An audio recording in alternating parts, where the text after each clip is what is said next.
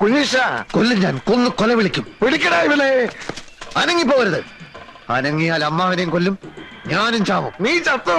അതിന് എന്നെ കൊല്ലുന്നെന്തിനാ? ഒരു തെണ്ടി പട്ടിക്ക് കൊടുത്താലും എനിക്ക് എന്റെ ഇന്ദുവിനെ തരില്ല എന്നല്ലേ? വേണ്ട, എനിക്കവളെ വേണ്ട. എനിക്ക് അമ്മാവന്റെ ചോര മതി, ചൂട് ചോര. കുഞ്ഞീഷ, നീ ആ കത്തി താഴെയിട്. അത് ശരീരത്തെ കൊണ്ടാ മുറിയും. മുറിഞ്ഞ ചോര വരും. വരണം, ചോര മാത്രല്ല കൊടലുമാലയും വരണം. അരുത് കുഞ്ഞീഷ, അബദ്ധങ്ങളൊന്നും കാണിക്കരുത്. നീ ഞാനും ഒരു ചോരയാ. ഞാൻ നിന്റെ അമ്മാവനാ, വെറും അമ്മാവനല്ല. രാപകലില്ലാതെ തോളത്ത് കയറ്റി അമ്പിളിമാമനെ കാണിച്ച് വാവോ വാവോ എന്ന് പറഞ്ഞ് താരാട്ട് പാടി അടുത്ത കാലത്ത് ഉറക്കിയത് ആരാടാ? മറ്റാരുമല്ല, ഈ അമ്മാവനാ. നിനക്കറിയാൻ മേലെങ്കിൽ നീ നിന്റെ അമ്മയോട് പോയി ചോദിക്കടാ. അങ്ങനെയുള്ള ഈ അമ്മാവനെ നിനക്ക് കൊല്ലാൻ പറ്റുമെങ്കിൽ നീ കൊല്ല്. എന്താ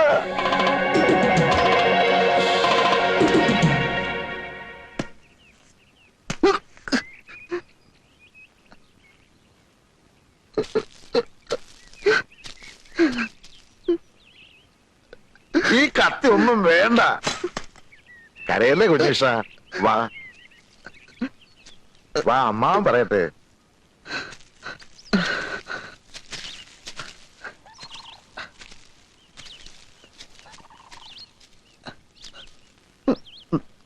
നിനക്കെന്താ ഭ്രാന്ത് പിടിച്ചോ കുഞ്ഞീഷ? ഭ്രാന്തൻ കുമാരന്റെ അളിയനാവാൻ പോകുന്ന ആൾക്കും ഇത്തിരി ഭ്രാന്തുണ്ടാവുന്നതല്ലേ നല്ലത്? കുഞ്ഞീഷ, നമ്മളൊരു വിത്തുമാകുന്നു, വളമിടുന്നു, വെള്ളമൊഴിക്കുന്നു, അത് ചെടിയാകുന്നു. ദാ ഇതുപോലൊരു മരമാകുന്നു. ഒടുവിൽ പൂക്കുന്നു, കായ്ക്കുന്നു, കായ പഴുക്കുന്നു. പഴുത്ത ആ കായെ മറ്റൊരുത്തൻ തട്ടിക്കൊണ്ടുപോയാൽ നമുക്ക് സഹിക്കോ കുഞ്ഞീഷ? അതുപോലെ നിന്റെയും എന്റെയും നിന്റെ അച്ഛന്റെയും അമ്മയുടെയും വേർപാടാ ഉണ്ണികൃഷ്ണന്റെ MBBS. നമ്മുടെ എല്ലാം കഠിനാധ്വാനത്തിന്റെ പഴം.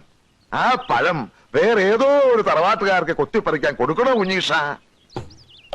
അതൊഴിവാക്കാൻ വേണ്ടിയാണ് ഇന്ദുവിനെ ഉണ്ണീഷൻ തന്നെ കെട്ടണമെന്ന് ഞാൻ പറയുന്നത്. ഇത്രയും നല്ലൊരു ഉദ്ദേശം അമ്മാവന്റെ മനസ്സിലുണ്ടായിരുന്നെന്ന് ഞാൻ അറിഞ്ഞിരുന്നില്ല. പക്ഷെ അമ്മാവനൊരു കാര്യം മറന്നു. അതേത് കാര്യം? അത് എനിക്ക് പഠിപ്പും വിവരമില്ലല്ലോ. അതുകൊണ്ട് തന്നെ നല്ലൊരു തറവാട്ടുന്ന ഒരു പെണ്ണിനെ കിട്ടാൻ വലിയ പ്രയാസ. അഥവാ കിട്ടിയാൽ തന്നെ വേലയും കൂലിയില്ലാത്ത എന്നെ അവർ ബഹുമാനിക്കൂ.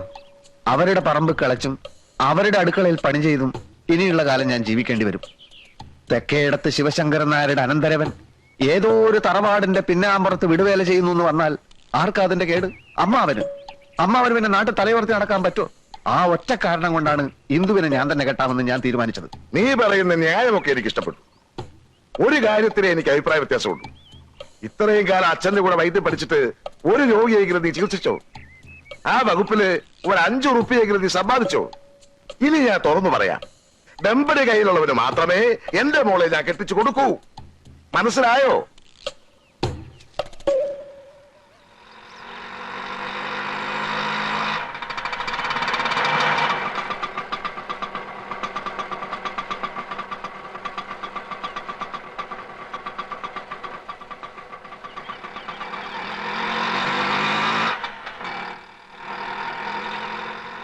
ഇവിടെ ആരും ഇല്ലേ? ആരാ? പരിശോധനാ സമയം കഴിഞ്ഞല്ലോ. ഞങ്ങൾ അടിവാരത്തുനിന്ന് വരിക, പോയിട്ട് ഇനിയും വരികയെന്ന് വെച്ചാ ഇത് ഞാൻ ഒന്നും വയറ്റി ചെല്ലാൻ മേല. അപ്പൊ തുടങ്ങും പരവേശം. ഒരുപാട് പേരെ കാണിച്ചു. അങ്ങനെ ഇരിക്കുമ്പോഴാ വൈദ്യരെ പറ്റി കേട്ടത്. വൈദ്യരനല്ലേ?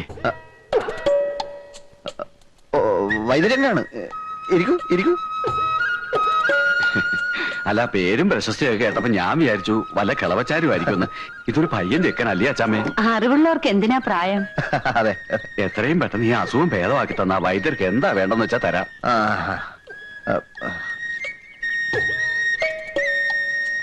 നാക്ക് നോട്ടു.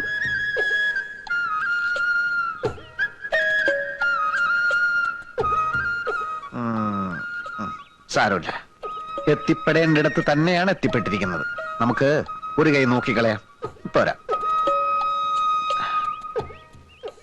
നല്ല കൈപ്പുണ്യമുള്ള ആളാണെന്നല്ലേ കേൾവി? അത് കണ്ടാൽ തന്നെ അറിയാം. ഇത് കാലത്തും വൈകിട്ട് 1 ഔൺസ് വീതം കഴിച്ചാൽ മതി, ഭേദമായിക്കോളും. ഒരു 150 തന്നേക്ക്.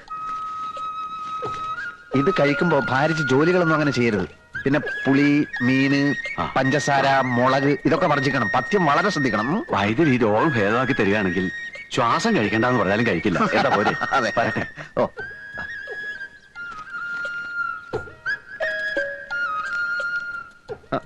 അച്ഛനെ കാണാൻ വന്നവരാ പോയത്? അല്ലല്ലല്ല, മകനെ കാണാൻ വന്നവരാ. ഉം. രോഗിയെ പരിശോധിച്ചു, രോഗവും പിടികിട്ടി. ചില പ്രത്യേക ചേരുവകളൊക്കെ ചേർത്ത് മരുന്നും കൊടുത്തു. 150 രൂപയും വാങ്ങിച്ചു. ഇതൊക്കെ എനിക്കും സാധിക്കും കേട്ടോ അമ്മേ. എന്റെ ദൈവമേ,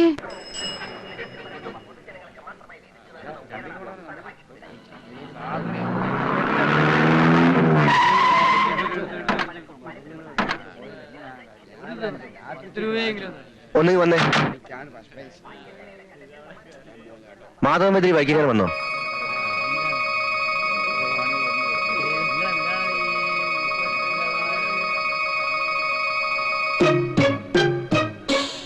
ഈ ഭൂമിയുടെ ഏതറ്റത്തുണ്ടെങ്കിലും ആ കൈവറവനെ ഞങ്ങൾ പോക്കും. വണ്ടി കയറോ. വൈദ്യർക്ക് അങ്ങനെ ഒരു അബദ്ധം പറ്റുമോ? ഇക്കണ്ട കാലത്തിനിടയ്ക്ക് എത്രയെത്ര സൂക്കേടാ വൈദ്യര് മാറ്റിയത്. ഇതിപ്പോ മരുന്ന് മാറിക്കൊടുത്തു എന്നൊക്കെ പറയുമ്പോ ഏത് ദേവേന്ദ്രനും പറ്റൂലോ അബദ്ധം. പിന്നല്ലേ വൈദ്യര്. ഏതായാലും ആള് തട്ടിപ്പോയ സ്ഥിതിക്ക് വൈദ്യരുടെ കാര്യം പോക്കാം. എന്താ സംഭവം? ആ അച്ഛനെന്തോ മരുന്ന് മാറിക്കൊടുത്തു എന്നോ ഒരാള് മരിച്ചു എന്നോ അവരച്ഛനെ തേടി ഇറങ്ങിയിരിക്കുക. ഒന്ന് കിടക്കണുണ്ടോ? കിടക്കേ, അവനെ വെട്ടിക്കൊല്ലാണ്ട് എനിക്ക് ഉറക്കം വരില്ല. അങ്ങാടി മരുന്നിന്റെ പേര് പോലും അറിയാൻ വയ്യാത്തവനാ ചികിത്സിക്ക. ഇനി വരട്ടെ, എന്റെ മകനാണെന്ന് നോക്കില്ല ഞാൻ. വെട്ടി അരിഞ്ഞ് കഷ്ണമാക്കും ഞാൻ. നിങ്ങളൊന്ന് സമാധാനായിട്ടിരിക്കൂ. എങ്ങനാ സമാധാനിക്ക? കൊലക്കേസല്ലേ നിന്റെ മോൻ ചെയ്തു വെച്ചേക്കണേ? ഒരു കയ്യബദ്ധം പറ്റിപ്പോയതല്ലേ. അങ്ങനെ പറഞ്ഞാ പോലീസും കോടതിയും വെറുതെ വിടുമെന്നാ നിന്റെ വിചാരം? അത് പോട്ടെ, അവൻ ചികിത്സിച്ച് കൊന്ന് ആരെയാ? 10-17 കൊലക്കേസിലെ പ്രതി മണിമല മാത്തച്ഛന്റെ തന്തയാ. മാത്തച്ഛന്റെ കയ്യിലെങ്ങാനും കിട്ടിയാലുണ്ടല്ലോ, കഴിവട മോനെ വെട്ടിനുറുക്കി പട്ടിക്കിട്ട് കൊടുക്കും. കണ്ടവന്റെ കൈ കൊണ്ട് ചാകുന്നതിലും ഭേദം ഞാൻ തന്നെ അങ്ങ് അവസാനിപ്പിക്ക. ഇനി വരട്ടെ.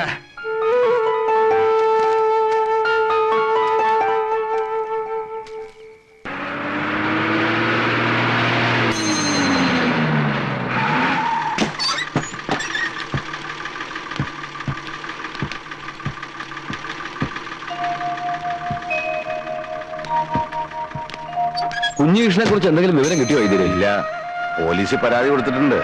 പിന്നെ ഉണ്ണിയും പട്ടണത്തിലൊക്കെ അന്വേഷിക്കുന്നുണ്ട്. പത്രത്തില് കാണാനില്ല എന്നൊരു വാർത്ത കൊടുത്താൽ നന്നായിരിക്കും. ആ മാത്തച്ഛന്റെ ആൾക്കാർ തട്ടിക്കൊണ്ടുപോയതായിരിക്കും. അല്ലാതെ എവിടെ പോവാനാ? ആ കിളവൻ ചത്തിട്ടില്ലാത്ത സ്ഥിതിക്ക് മാത്തച്ഛനെ വിട്ടുകൂടെ? ഇടത്തെ കൈന്റെ സ്വാധീനം നഷ്ടപ്പെട്ടു എന്നല്ലാതെ പേടിച്ച പോലൊന്നും സംഭവിച്ചില്ലല്ലോ. ഇനിയിപ്പൊ കൈ കുഴഞ്ഞു പോയതിന്റെ പേരിൽ കുഞ്ഞീഷ്ണനെ അവരെന്തെങ്കിലും ചെയ്തോ?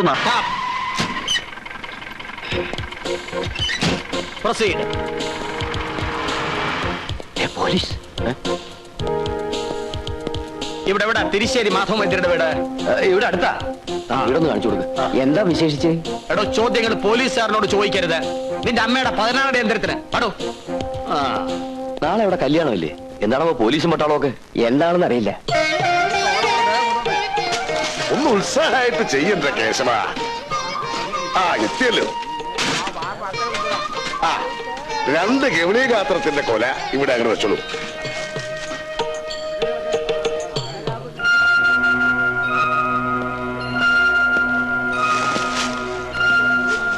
എന്താ, എന്ത് പറ്റി ഉണ്ണി?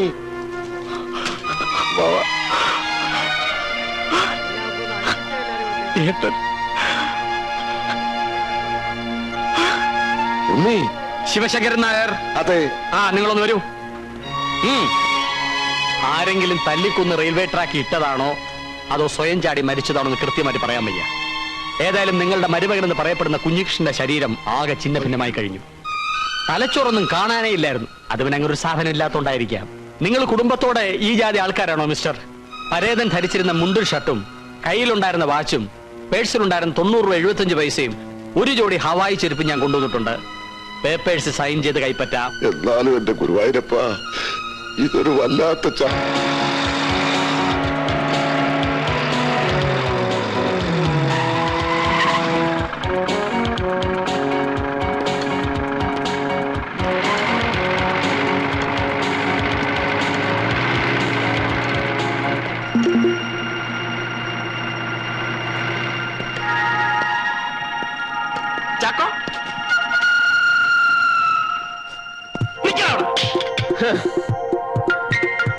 നിന്നെ ഞാൻ തിരിച്ചറിയില്ലെന്ന് വിചാരിച്ചല്ലടാ.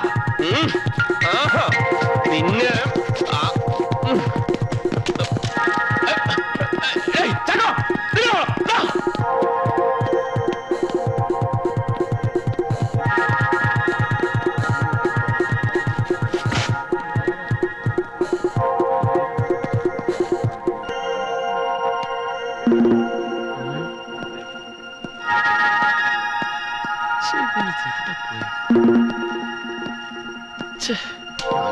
ചാൻസ്.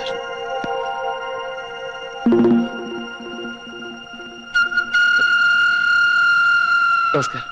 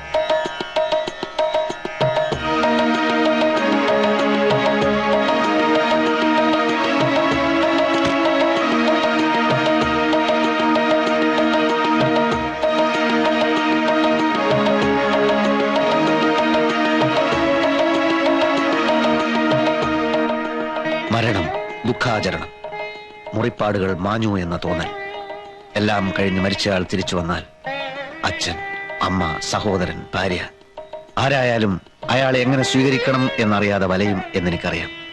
നിങ്ങൾക്കാർക്കും അങ്ങനെ ഒരു തിക്കുമുട്ടൽ ഞാൻ ഉണ്ടാക്കുകയില്ല. കാലദേശം അറിയാതെയുള്ള പ്രയാണത്തിന്റെ ഏതോ ഒരു ഘട്ടത്തിൽ ജന്മനാടിന്റെ വിളി ഞാൻ കേട്ടു. മടങ്ങാം എന്ന് തോന്നി മടങ്ങി. ഇവിടെ അടുത്ത് തന്നെ എന്റെ ശിഷ്യന്മാർ എനിക്കൊരാശ്രമം ഏർപ്പാടാക്കിയിട്ടുണ്ട്. അങ്ങോട്ട് പോകും മുമ്പ് എന്റെ പൂർവ്വജന്മത്തിലെ പിതാവിനെ, മാതാവിനെ, സഹോദരനെ ഒക്കെ ഒന്ന് തൃക്കൺ പാർക്കാം എന്ന് കരുതി അത്രയേ ഉള്ളൂ ഈ വരവിന്റെ ഉദ്ദേശം. മോനെ കുഞ്ഞേഷ, ഇങ്ങനെ തീരിട്ടിക്കാൻ എന്നോട് ഞങ്ങൾ എന്ത് തെറ്റ് ചെയ്തു? ആരും തെറ്റു ചെയ്യുന്നില്ല, ശരിയും ചെയ്യുന്നില്ല. ശരിക്കും തെറ്റിനും ഇടയിലുള്ള ഒരു നൂൽപാലത്തിലൂടെ സഞ്ചരിക്കുന്ന നിസ്സഹായരായ കൃമികീടങ്ങളാണ് നമ്മൾ. അല്ലേ അമ്മാവ? ചിലപ്പോ അങ്ങനെയായിരിക്കും. അമ്മാവൻ പഴയതുപോലെ തന്നെ. ഇപ്പോഴും ഒന്നിനും ഒരു ഉറപ്പില്ല. കുഞ്ഞേഷോടെ നിൽക്കാ. നിൽക്കാൻ പറഞ്ഞത് ശരീരത്തിനോടോ ആത്മാവിനോടോ? ഈ ഭ്രാന്ത് പറിച്ച് നിർത്തി ഇങ്ങോട്ട് കയറി വരണുണ്ടോ നീയാ? ഭ്രാന്ത്? വെളുത്തതെല്ലാം പാലല്ലച്ച, കറുത്തതെല്ലാം ലേഹ്യവുമല്ല. എന്റെ അന്തരാത്മാവിനെ കശക്കേറിഞ്ഞ ആളാണെങ്കിലും അച്ഛനെന്നും എന്റെ അച്ഛനായിരിക്കും. എന്റെ സഹോദരൻ ഉണ്ണിയെ അച്ഛന്റെ അമാരകമായ ചിറകിനടിയിൽ നിന്നും പുറത്തേക്ക് വിടുവച്ച. മോനെ ഉണ്ണി, നീ രോഗികളെ ശുശ്രൂഷിക്കൂ, അവരുടെ കണ്ണീരൊപ്പു, വലിയവനാകൂ. ഏട്ടാ, തടയരുത്. അളിയോ, ഇതെന്ത് മായ, ഇതെന്ത് ഭാഷ! ഈശ്വര, ഇവരതെല്ലാം ഇവിടുന്ന് പഠിച്ചു. മോനെ ഉണ്ണി, നീ ഒന്ന് പോയി അവനെ പിടിച്ചോണ്ടോടാ. അമ്മ കേട്ടില്ല തടയണ്ടെന്ന് പറഞ്ഞത്. നിക്കില്ല, അവന്റെ തലയ്ക്ക് കാര്യമായിട്ട് എന്തോ.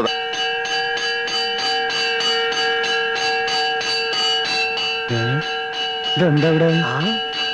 ചോദിക്കാം. ഇത് വലിയ പൊല്ലപ്പായല്ലോ. മനുഷ്യൻ എങ്ങനെ ഇനി ഇവിടെ തുടങ്ങും? ആരാച്ചത്? എന്റെ കയ്യിൽ പേരും മെരുവിലാസവും ഒന്നും തന്നിട്ടല്ല അവന്മാർ കിടന്ന് ശങ്ക വിളിക്കണത്. ശിവശങ്കരേട്ടാ, ഇതാരാ അവിടെ കിടന്ന് ബഹളം വെക്കുന്നത്? ഇത് എന്നോട് ചോദിച്ചാ ഞാൻ എന്താ പറയുക? നിങ്ങളുടെ സ്ഥലമല്ലേ അത്? അതെന്റെ സ്ഥലമല്ല, കൂമുളിലെ രാവുണ്ടേട്ടന്റെ ഭാഗത്ത് വരുന്നതാ. അവന്മാര് വാഴയൊക്കെ എടുത്താന്നാ തോന്നണേ. യവന്മാര് അതറിയണേ, ആ വാദം ചവിട്ടി തുറന്ന് അകത്തേക്ക് നോക്ക്. എന്തൊരു പാട്!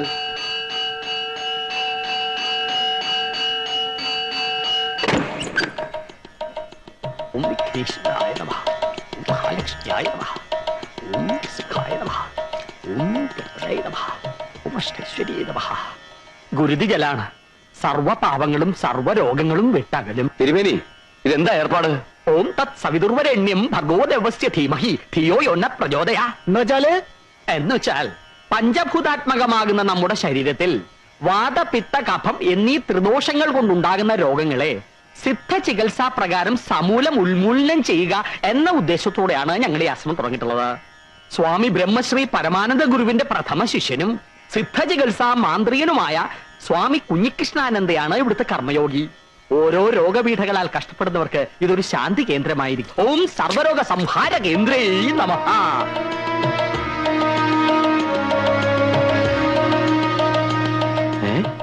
ഇത് നമ്മൾ മരിച്ചുപോയി എന്ന് പറഞ്ഞ കുഞ്ഞീഷനല്ലേ?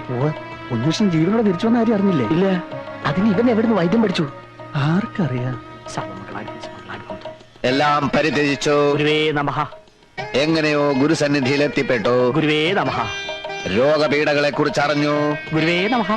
ആർത്തന്റെ കണ്ണീരൊപ്പാനാവട്ടെ ശിഷ്ടജന്മം എന്ന് നിശ്ചയിച്ചു. ഗുരുവേ നമഃ. അത്ര തന്നെ. ഗുരുവേ നമഃ. മാർഗേ, നിങ്ങളുടെ തട്ടിപ്പ് തരയുടെ ഒന്നും എന്റെ വീടിന് മുമ്പ് വെച്ച് വേണ്ട. ശംഖ് കൊടുപടിയൊക്കെ എടുത്ത് അറിയിക്കൂ. ഞങ്ങൾക്ക് ഇവിടെ കിടന്ന് ഉറങ്ങണം. സ്വാമി, ഏതാണ് ഈ ഭ്രാന്ത്? നിൽക്കവിടെ.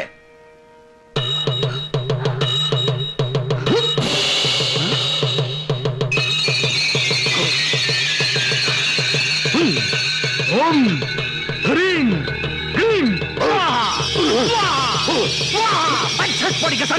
പൊള്ളാച്ചിയിൽ ഏതോ സാമിയാർ അത്ര വരം കൊടുത്തിരിക്കുന്നത്. പൊള്ളാച്ചിയിലും പോണ്ടിച്ചേരിയിലും സാമിയാരെന്ന് അല്ല നമ്പ്യാരെ, സായിബാബയാന്ന് എനിക്ക് തോന്നണേ. വിഭൂതി എന്നെ പിടിച്ചെടുത്തത്. അതെന്തിനാ പറയണ ചങ്ങാതി? കാൽ കാശിന് വകയില്ലാതെ തെക്ക് വടക്ക് നടന്നോനാ മനുഷ്യന്റെ ഓരോ സിദ്ധികളെ. ഇത് സിദ്ധിയും ബുദ്ധിയൊന്നും അല്ലല്ലോ ചങ്ങാതി. ഓരോ മനുഷ്യനിലും അന്തർലീനമായ ഓരോ കഴിവുകളുണ്ട്. അല്പം മനസ്സ് വെച്ച് പ്രാക്ടീസ് ചെയ്താൽ നമുക്കും ചെയ്യാവുന്നതേ ഉള്ളൂ ഇതൊക്കെ. എന്നാ നീ പ്രാക്ടീസ് ചെയ്ത് ഇത്തിരി ഭസ്മം എടുക്ക്. പോട്ടെ, ഒരു ദിനേശ് പേടി എടുക്ക്. വേണമെങ്കിൽ എടുക്കും. ഒന്ന് പോടോ.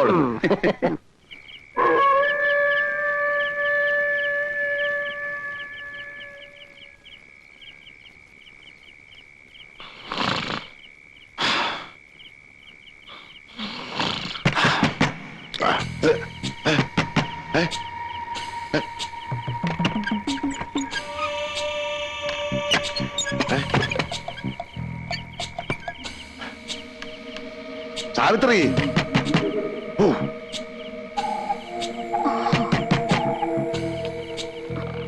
ആരാ? എന്താ?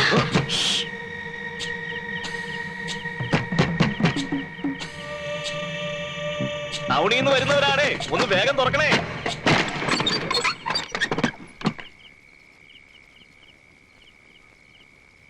ആരാ? എന്താ എന്താ കാര്യം? കണ്ടില്ലേ, പെട്ടെന്ന് കാല് തളർന്ന് വീഴുകയായിരുന്നു. ഇതിനൊക്കെ ഞാനെന്ത് വേണം? സാമിയുടെ വീടല്ലേ ഇത്? ഏത് സ്വാമി? ഇത് സ്വാമിയുടെ കീവിടെ വീട്ടിൽ എന്റെ വീടാ. നിങ്ങൾ പാട്ടില് പോകും. നമ്മുടെ കുഞ്ഞികൃഷ്ണനെ തേടി വന്നാണെന്ന് തോന്നുന്നു. സിദ്ധാശ്രമത്തിലെ സ്വാമിയുടെ വീടാണെങ്കിൽ അതാ അവിടെയാ. സോറി പെങ്ങളെ. ഓ, അകത്തെ ഒരു പൊടി വഴി കാണിക്കാൻ വന്നിരിക്കുന്നു പാതിരാക്കി. ഈ നാട്ടുകാരൊന്നും അല്ലല്ലോ ഇവനെയൊക്കെ അന്വേഷിച്ച് വരാൻ.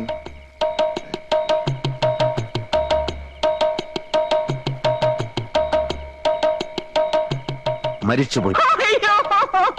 ആളല്ല, ആളിന്റെ കാലുകൾ മരിച്ചുപോയി. ചികിത്സാ മുറിയിലേക്ക് കൊണ്ടുവരുക. വന്നോളൂ.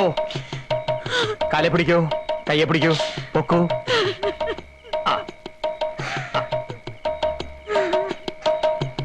ദേ, പൂജ്യപാദമേ ശരണം, പൂജ്യപാദമേ ശരണം എന്ന് മനസ്സിൽ ഉരുട്ടോളൂ.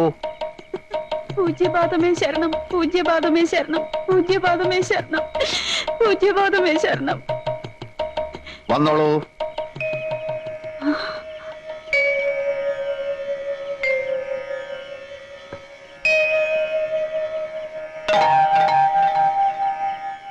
എങ്ങനെയുണ്ട്? വിശ്വസിക്കാനാവുന്നില്ല. പരിപൂർണ സുഖം. ഒന്ന് മേലോട്ട് ചാടൂ. എങ്ങനെ പോയിക്കോളൂ. എന്ത് വിഡിത്തമാണ് ഈ കാണിക്കുന്നത്? എഴുന്നേൽക്കൂ. ഒന്നും നമ്മുടെ കഴിവല്ല. പരമാനന്ദ ഗുരുവിന്റെ അനുഗ്രഹം, അദ്ദേഹം ഉപദേശിച്ചു തന്ന മരുന്ന്. ആ നാമം എന്നും സ്മരിക്കൂ. ഗുരുവേ നമഃ. ഗുരുവേ നമഃ. ക്ഷമിക്കണം, ഇത് 10,000 രൂപ മാത്രമേ ഉള്ളൂ. ആ പണം നാം കൈകൊണ്ട് തൊടാറില്ല. എന്നാലും ദക്ഷിണയല്ലേ, വാങ്ങിച്ചോളൂ തിരുമേനി.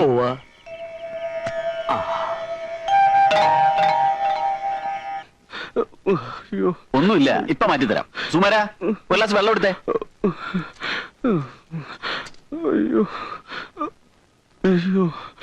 ദാ, ഇത് കഴിച്ചോളൂ.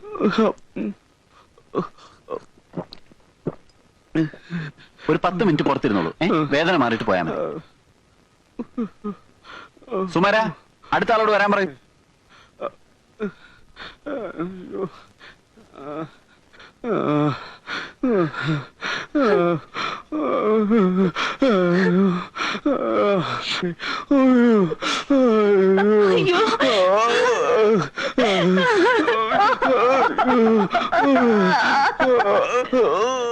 എന്താ എന്താ നിങ്ങളൊന്ന് ബഹളം വെക്കാതിരിക്കുക, ഞാനൊന്ന് നോക്കട്ടെ. ഒരു ചെറിയ വയറുവേദന മാത്രമേ ഉണ്ടായിരുന്നുള്ളൂ. ഇയാൾ കൊടുത്ത ഗുളിക കഴിച്ചപ്പോഴേ കുഴഞ്ഞു വീണത്. എന്തു മരുന്നാ നിങ്ങൾ കൊടുത്തത്? വയറുവേദനയ്ക്ക് സാധാരണ കൊടുക്കാറുള്ള മരുന്നാണ് കൊടുത്തത്. ഇതിലെന്തോ ചതിയുണ്ട്.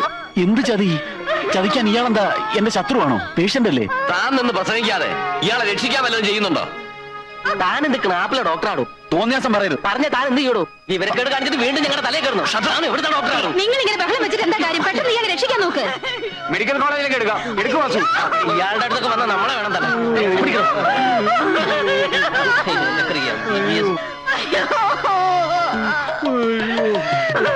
എന്താ നിക്കൂ എന്താ പറ്റിയേ? ഒന്നും പറയേണ്ട തിരുമേനി, വയറ്റുവേദനയ്ക്കുള്ള മരുന്ന് മാറ്റി കൊടുത്തിട്ട് ഇപ്പൊ ആള് തട്ടിപ്പോയെന്നാ തോന്നുന്നത്. ഓ മെഡിക്കൽ കോളേജിലേക്ക് കൊണ്ടുപോവാ. ഈ സഹോദരരെ അവിവേകം കാണിക്കില്ലേ? മെഡിക്കൽ കോളേജിൽ എത്തുമ്പോഴേക്ക് ഇയാളുടെ അസംബ്ലി പൊളിയില്ലേ? സിദ്ധാശ്രമത്തിലേക്ക് കെട്ടിയെടുക്കൂ, ഗുരു ഉണ്ടല്ലോ അവിടെ. അങ്ങോട്ട് കൊണ്ടുപോവാ. ഈ യുക്തിവാദികളൊക്കെ ഉണ്ടല്ലോ തെരഞ്ഞു പിടിച്ച് തല്ലുകയാ വേണ്ടത്. ദൈവമില്ല, അമാനുഷികമായ ശക്തിയേ ഇല്ല എന്നൊക്കെയാണല്ലോ ഇവിടെ പ്രചരണം. ഇതുപോലെ മരിച്ചുപോയ ഒരാൾക്ക് വീണ്ടും ജീവൻ കൊടുക്കാൻ ഈ യുക്തിവാദികളെ കൊണ്ട് പറ്റുവോ? താനെന്തിനാ എന്റെ അടുത്ത് ചൂടാവുന്നേ? ഞാനെന്താ യുക്തിവാദിയാ?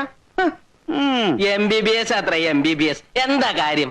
അവന്റെ വൈദ്യശാസ്ത്രം തോറ്റെടുത്ത് സ്വാമി കുഞ്ഞികൃഷ്ണാനന്ദയുടെ ദൈവശക്തി വിജയിച്ചില്ലേ? ഇങ്ങനെ ഒരു സിദ്ധൻ ഇവിടെ ഉള്ളത് ഈ നാടിന്റെ ഭാഗ്യാന്ന് കരുതിയാണ്. ഇനിയിപ്പൊ സ്വാമിയുടെ അനുജൻ ഡോക്ടർ കൂട്ടി ഇവിടുന്ന് കെട്ടുകെട്ടേണ്ടി വരുന്ന തോന്നുന്നു.